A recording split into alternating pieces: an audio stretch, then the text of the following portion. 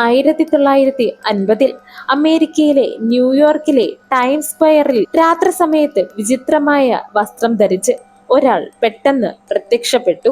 ആശയക്കുഴപ്പത്തിലായ അയാൾ റോഡിലേക്ക് നടന്നു കയറി അപകടത്തിൽ മരിച്ചു. പിന്നീട് പോലീസുകാർ അയാളുടെ പോക്കറ്റിൽ നിന്ന് പഴയ കാലത്തെ നാണയങ്ങൾ, പഴയ ബിസിനസ് കാർഡുകൾ, 1876 ഒരു പഴയ റെസിപ്റ്റ്, പിന്നൊരു കത്ത് എന്നിവയെല്ലാം കണ്ടെത്തി. ടൈം ട്രാവൽ ശരിക്കും യാഥാർത്ഥ്യമാണോ? ചിലർ പറയുന്നു അത് വെറും സിനിമകളിലൂടെയും കഥകളിലൂടെയും മാത്രമുള്ള ഒരു സാങ്കല്പിക കാര്യമാണെന്ന്. പക്ഷെ ചില ശാസ്ത്രീയ സിദ്ധാന്തങ്ങൾ പറയുന്നത് സമയം എന്നത് നമ്മൾ കരുതുന്നത് പോലെ അത്ര ലളിതമല്ല എന്ന്. പക്ഷെ ഇതിലും വിചിത്രമായ ചില ചോദ്യങ്ങളുണ്ട്.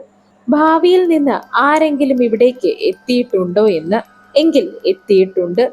ആ രണ്ട് സംഭവങ്ങൾ എന്താകുന്നുവെന്ന് അറിയുവാനായി വീഡിയോ മുഴുവനായും കാണുക. ഇത്തരത്തിലുള്ള വീഡിയോകൾക്കായി ചാനൽ സബ്സ്ക്രൈബ് ചെയ്ത് കൂടെ കൂടുക.